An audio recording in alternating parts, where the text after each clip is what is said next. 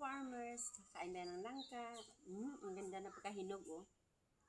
Bigyan lang din to sa amin. Nung kapitbahay namin. Hindi, yun, ang ganda na pagkahinog niya. Talagang, samis pa siya. Matamis yung langka niya. Ang tamis. Ang tamis. Hindi na tayo, dito sa probinsya, hindi tayo guys bumili ng ganito. Kasi may karamihan ng mga bahay dito, may mga ganito. Maski ako meron akong tanim na langka.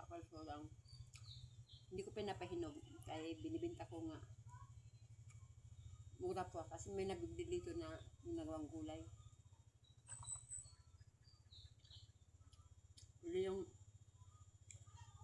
kapitbahay kong kapatid ko. Yung kanya pinapahinog talaga niya kasi kumakain sila ng langka. Binibigyan ako kasi dalawa lang din sila. Sarap nga. Ito yung nakaganda sa atin basta magtanim. Diba? Nakakain tayo na hindi natin binibili. Maalala ko nung malis kami. Yung mga ganito yung buto. Ito yung buto. Sinasain pa namin yan. Ginagawa namin snack. Namin magkapatid.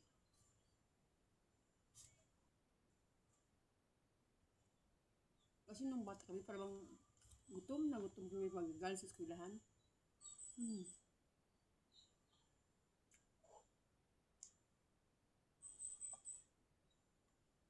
Kung ano-ano na nilantakan namin. Magagal sa eskwelahan.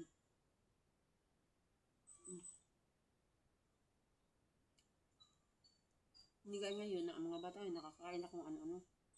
Yung panahon namin, wala kami kinakain. Bila na kayo kakain ng tinapay noon.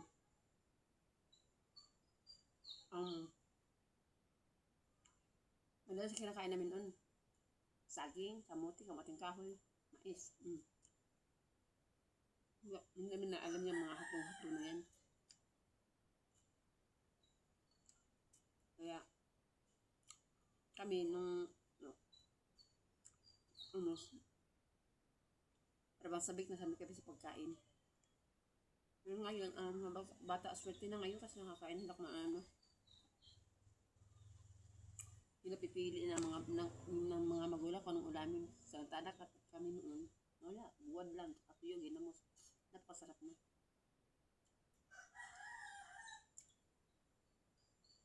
Alam mo, ang magulang ko, nasasakay naman sila. Wala kami pambili kung ano-ano. So, sanay kami sa buhay na walang-wala. Yung mga bata ngayon, swerte.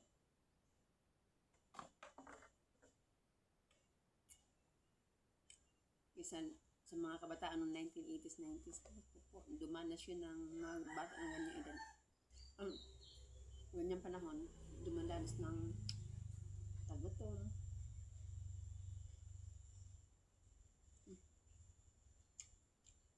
Masarap nga. Kanya lang ito ko. Bago makain lang ka. Na kasi hindi ako basta sa pwede makain na baka hindi ako makatunawan.